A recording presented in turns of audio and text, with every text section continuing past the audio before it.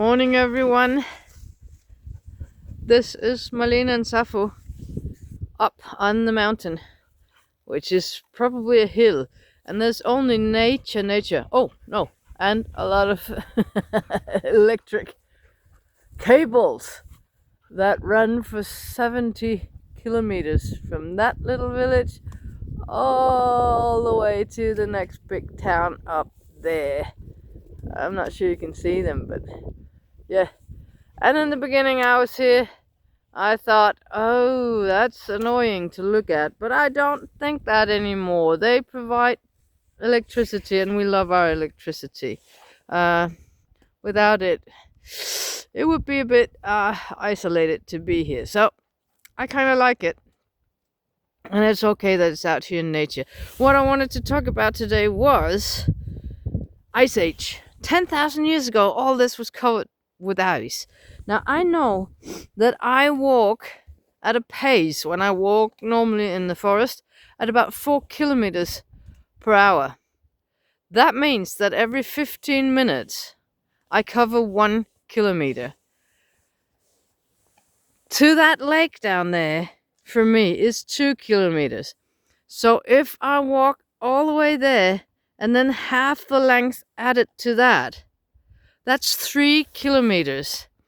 That is how thick the ice layer was at this place. So you take that distance to there and to there, and you flip that up vertically. I cannot imagine it. That's how thick the ice was. And of course, all the boulders that we have around here, they've been carried with that ice or lying under the ice. And when the ice melted, which it did over a period of just about 100 years. Yeah, I know you're here. You want to throw a stick. The boulders, of course, came out from under the ice and tumbled down the hills. Now, on the other side of just over here is the ridge, and then it goes really deep down. And I believe that place down there where the road is now must have been a lake. All that ice that melted must have created lakes that went all the way up till what is now the ridge in the forest. This, of course, where you can see down here, that must have been a river or a big lake. This valley here. So that's just the thoughts that I have. And then, of course, some thoughts about life and why are we here? Why are octopuses, octopi? I call them octopuses because that sounds more fun. Why are all the creatures here? Why did life come about? Trees, grasses, fungi, fish, birds, mammals. So weird. And is it only on this one planet? It's just my head cannot go around that there are billions and trillions of stars in just one Milky Way, and there are lots of them out in the universe. I can't fathom that magnitude. And I cannot fathom life.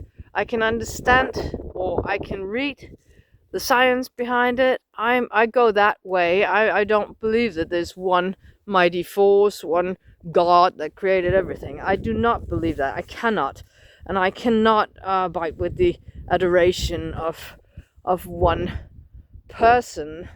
May that be a person that lived 2,000 years ago and books was written about him, or about current living people. I don't get it. I get the adolescence thing about being fan of a pop star, but you should stop that when you grow up and get sensible. If people have a personal faith that they need to believe in to find a purpose of them existing, well, so be it. I respect that, but I cannot put my head around to believing that, well, there's a God and that God created everything, and then you should shut up and not question anything. I don't go with that. I don't go with that. But what do you think then, Marlene, happened? Well, I don't know, and I don't need to know.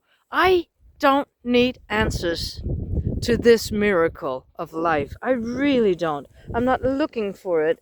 I am searching inside myself for joy of being, and the wonders of what life is.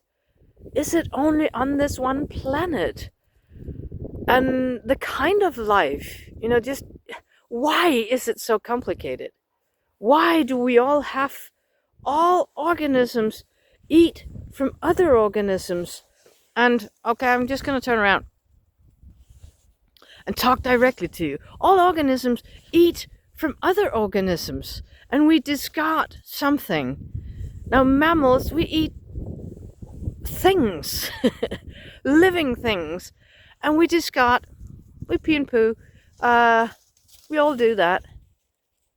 Why? If it was so perfect, why do we make waste? Well, some other creatures live off our waste, and our waste goes in a circle and becomes soil that can grow stuff. And why is it so weird? Just take the eye, human eye, fish eye, any kind of eye.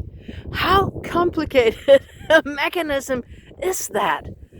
And I do understand why some people would say that there must have been some higher power behind the creation of that. Well, I don't believe that. I believe in the evolution from little one-celled bacteria. But why did the bacteria come? Carbon and all these things. But how many things had to be aligned and come together to create the beginning of what has now become humans and all the other creatures that are on this planet, all the life, all the circle of life? I don't get it. I really don't get it, but I think it's magnificent. And yeah, it was just those are the thoughts that I get to. So that's all for today. And this creature is the most magnificent of all of them because she just wants a stick. Did you chew it up now? Is that what's left of your big stick? Okay. Oh, okay, that's what's left of your big stick.